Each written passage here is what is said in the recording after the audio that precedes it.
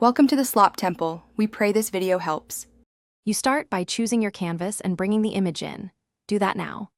Once the file is uploaded, drag it to fill the frame or use crop to set composition. Make sure to use position and arrange to align edges and lock the layer so it won't shift. Since composition matters, adjust the image size with corner handles and use the grid or rulers for guidance, because precise placement saves time later when you add text and effects. Now refine your image using Canva's Adjust panel and effects. Increase exposure or contrast to improve visibility, tweak saturation to match your color intent, and use clarity at about 0. 5 for subtle sharpening. If the subject needs isolation, use background remover, then add a soft shadow for depth.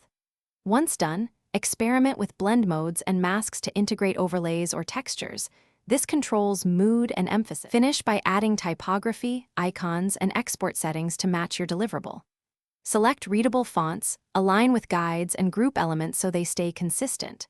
Once ready, choose PNG or PDF depending on output, set proper quality and bleed for print, and download.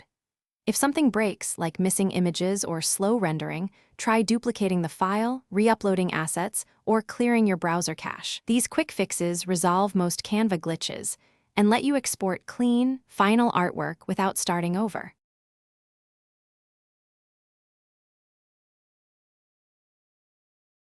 Thanks for watching. Consider subscribing if we helped you.